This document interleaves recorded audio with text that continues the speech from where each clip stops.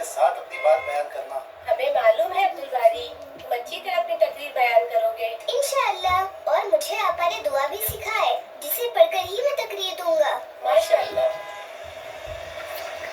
اب آپ کے سامنے کلاس کوڈ سے عبد الباری اپنی تقریر پیش کریں گے۔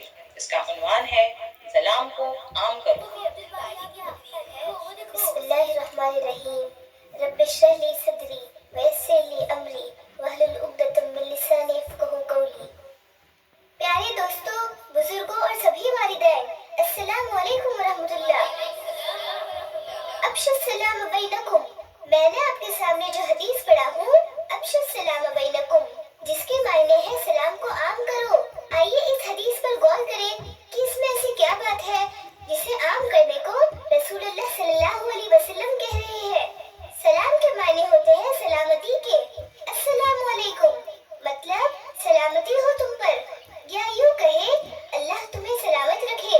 معلوم ہوا کہ سلام کے معنی تو دعا ہے۔ کوئی کسی کو سلام کرتا ہے تو وہ اسے دعا دیتا ہے، لیکن افسوس کہ آج کل لوگوں نے اتنی بڑی بات کو بس روایت بنا رکھی ہے۔ آج کل یہ ایک رواج بن کر رہ گیا ہے۔ سلام صرف غریب امیر کو، چھوٹے اپنے سے بڑوں کو اور نوکر اپنے مالک کو ہی کرنا رہ گیا ہے۔ اگر میں آپ سے پوچھوں کہ ایک باپ اپنے بچے کو یا بڑے اپنے چھوٹوں کو دعا نہیں دے سکتے تو آپ کہیں گے کیوں نہیں، ضرور۔ تو میں پوچھتا ہوں کہ سلام کرنے میں کیوں چھوٹا اور بڑا، امیر اور غریب، ہم دعا دے رہے ہیں دل کھول کر دے، نہ کہ ذات پات اونچ نیچ دیکھ کر دے۔ جب ہم نے کہا السلام علیکم ورحمۃ اللہ تو اس نے یہ کہا کہ سلامتی ہو تم پر اور رحمت۔ ہم نے اس بات کا اظہار کیا کہ میں تمہارے لیے سلامتی چاہتا ہوں اور تمہارے لیے رحمت کی حسد اور کینہ نہ رہے گی، بلکہ ہم ایک دوسرے کے خیر خواہ بن جائیں گے۔ اب جب یہ معاشرے میں عام ہوگا جیسے کہ اسے ہونا چاہیے تو ہمارے معاشرے میں شانتی رہے گی، کوئی کسی کا دشمن نہیں ہوگا اور ایک اچھے معاشرے کی تشکیل ہوگی۔ تبھی تو پیارے نبی صلی اللہ علیہ وسلم نے ایسا کرنے کو بولے ہیں۔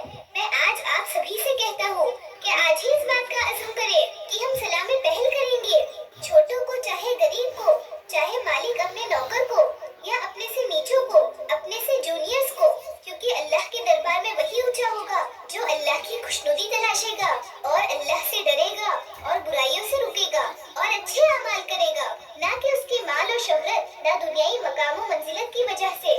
تو آئیے اس اچھے کام میں پہل کریں اور اس سے ایک اچھے معاشرے کی تشکیل کریں۔ اللہ سے دعا ہے کہ وہ ہم سب کو سلامت رکھے۔ وآخر دعوانا ان الحمدللہ رب العالمین۔ ماشاء اللہ عبد الباری، جو کہ صرف 4th اسٹینڈرڈ سے ہے اور اتنی اچھی طرح ہمیں سمجھائے کس طرح ہمیں سلام میں پہل کرنا چاہیے اور دوسروں کو اونچا نیچا نہیں دکھانا چاہیے۔ ہم جاننا چاہیں گے کہ عبد الباری نے اتنی کم عمر میں اتنے بڑے مجمع کے سامنے اتنی اچھی طرح سے اپنی بات کیسے پیش کی ہے۔ دوستو، میں اچھی طرح اپنی بات کو آپ کے سامنے رکھ پایا، اس میں صرف اور صرف اللہ سبحانہ وتعالیٰ کی مدد ہے، کیونکہ میں نے تقریر سے پہلے موسیٰ علیہ السلام والی دعا پڑھا تھا، رب اشرح لی